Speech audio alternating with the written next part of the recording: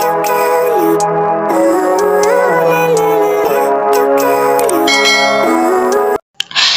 hi! Welcome back to my YouTube channel, and for today's tutorial guys, ituturo ko sa inyo kung paano nga ba magbayad ng loan sa Mabilis Cash. But first, kindly subscribe to my channel and don't forget to hit the subscribe button and the bell to notify you for my new updates. And if you want to learn more, just keep on watching and let's start.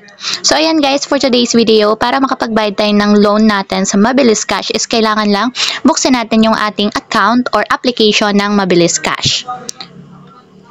So pagka-open guys, mula dito sa homepage ng Mabilis Cash, kung makikita nyo, meron ako ditong payment or may kailangan akong i-pay na 554 pesos. So nakalagay siya dito kung magkano. And sa tapat ng amount na 554 is may makikita kayo dyang pay. So ang due date kasi niyan guys is bukas. So meron na lang akong 1 day left para mabayaran yung aking loan. So para mabayaran, itap lang natin yung pay dito sa tapat ng amount. So tap lang natin. And ayan guys, dito kung makikita nyo, meron ako ditong 2 gives. So, 2 payment yung kailangan kong ibayad sa kanila. So, depende naman sa inyo guys kung gusto nyo lang ibayad is 1 or 2. Or pwede nyo siyang i-full payment. So, kailangan lang is lalagyan nyo ng checkmark yung nasa side niya katulad nito para ma-enable. And nakikita nyo naman nadadagdagan yung bill dito sa baba. So, pwede namang isa lang yung bayaran natin, 554. So, kung gusto nyo namang dalawa, lagyan nyo lang checkmark yung side nung isang repayment amount. So, magiging 1,109. So, for example guys, isa lang muna yung babayaran ko. So, yung due nito is tomorrow. So, enable lang natin, katulad nito. Then, tap natin yung pay.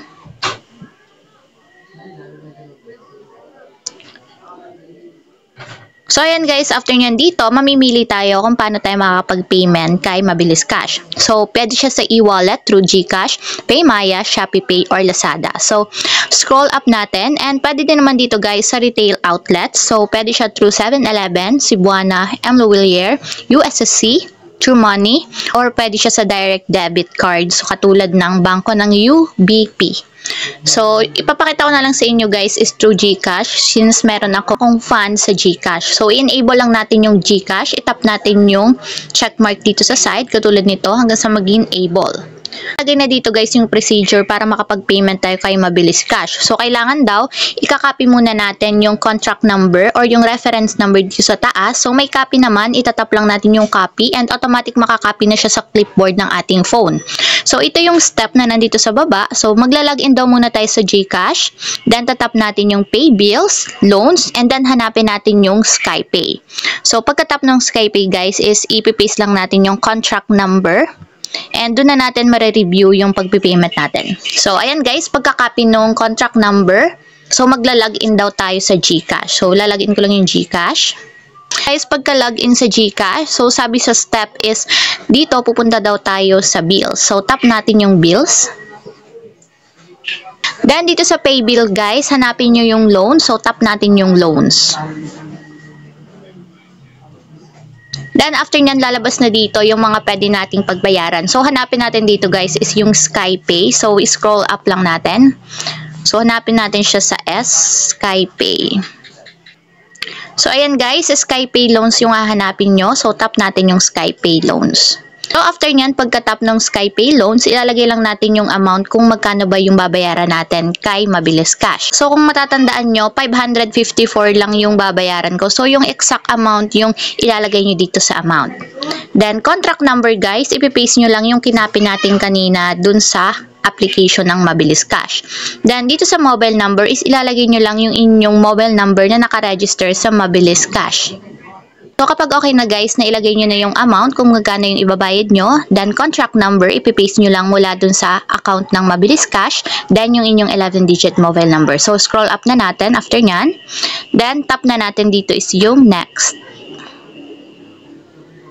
So, dito meron tayo G-Ensure Bill Protect Confirmation. So, depende sa inyo kung gusto nyo siyang lagyan ng bill protection. So, ilalagay ko na lang dito is hindi. So, ino-no ko muna, just pay bill. So, ito yung itatap ko.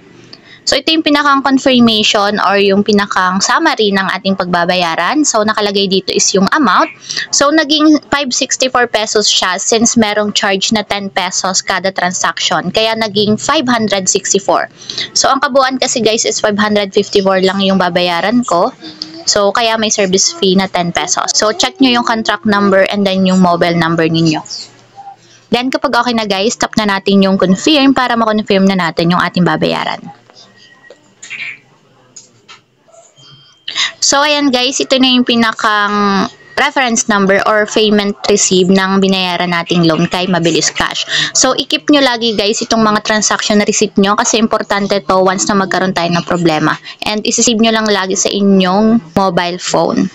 So, para ma-verify natin guys kung talaga bang nag-reflect na siya sa ating loan, balik tayo dito sa ating account sa Mabilis Cash. So, balik natin. So, yan guys, after nyan, ganito na lang yung makikita nyo dito sa Mabilis Cash. So, kanina is naka-zero credit limit siya since hindi pa ako nagbabayad. So, makikita nyo dito is 1 give na lang yung natitira. So, mayroon na lang akong isang payment na hindi pa nababayaran. So, ang due niya guys is next month pa. So, siguro next month ko na lang muna siya babayaran. So, yun na lang yung natitira sa aking loan. So, ayun lang guys, ganun lang kasimple kung paano nga ba magbayad ng loan sa Mabilis Cash. If you have a question, comment down below and don't forget to hit the subscribe button and the bell to notify you for my new updates. And thank you for watching! Living life, every day, late at night, not okay.